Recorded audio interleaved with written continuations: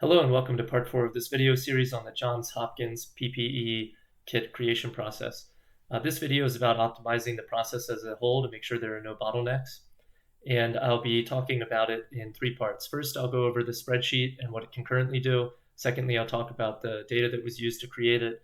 And third, I'll talk about some future work that would be helpful for this sort of spreadsheet. So what is the purpose of the spreadsheet?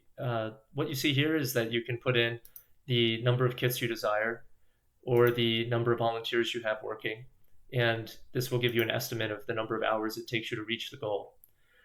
If you change the number of kits, so let's double it to 50,000, you'll see that all the numbers update and raw materials needed.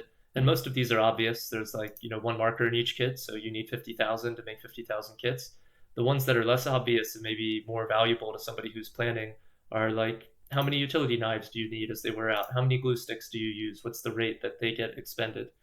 And then how many boxes of foam would you need, given that it's not exactly clear how many face shields are in one single 10 foot by 2 foot sheet.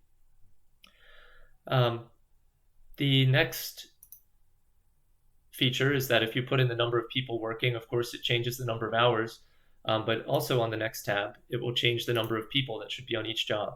So right now, all of these numbers add up to 25, and that is the number of people who should be working on each of these tasks.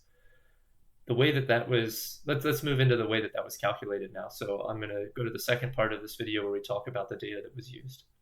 So in order to estimate how many people need to do each task, you need 2 things. You need to know how fast it is to do the task once and how many times you need to do the task in total to meet your goal. So to know how fast it is to do the task once, I went around and I timed people who were, about average, maybe a little bit above average, volunteers, and recorded how many units of output they made in how many seconds. And from that, we have knowledge of how fast each of these tasks is, the number of output per hour per person for each task. We also know the number of units, or what the units are. Like if somebody's cutting a large foam sheet, is the output that they finish one large sheet, is the output that they make one smaller sheet. So we just have to be consistent about what you declare as the output of each step. So that's what these text descriptions are for. So we know how fast it is. We know what each one produces. We just need to know how many times to do it. So that's what this task dependency sheet is. And this lets you see that the tasks are dependent on each other. So task L, which is creating full boxes of supplies, each box has 20 kits in it. Each kit has a face shield and a fanny pack. And so it makes sense that to complete task L once, you have to complete task F 20 times, which is making face shields. You have to complete task G once, which is taping an open box.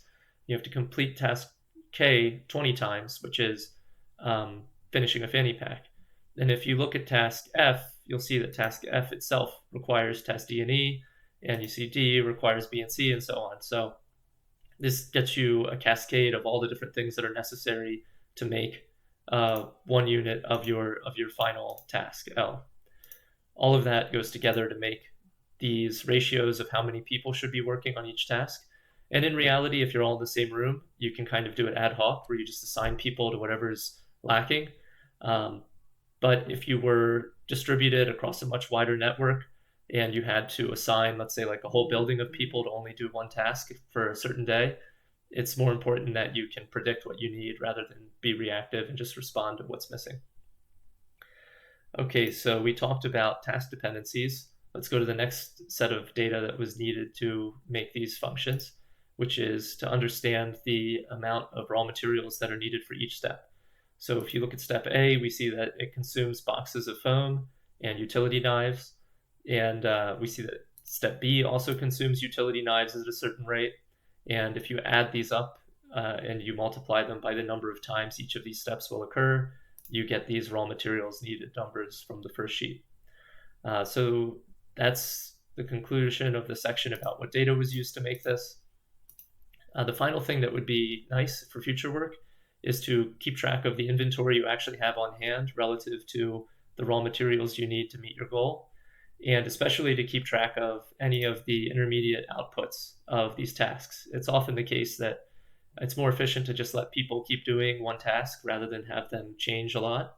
So it would be normal that at the end of a shift, Maybe if somebody's really efficient, they'll make a large surplus of the outputs of a certain step. And it's nice to know that so that you don't assign people to do that task in the next shift when it would be unnecessary. So that's the spreadsheet. It can be found in the description of the video. You can make a copy of it and edit it to your own desires, and I hope it's useful to you. Take care.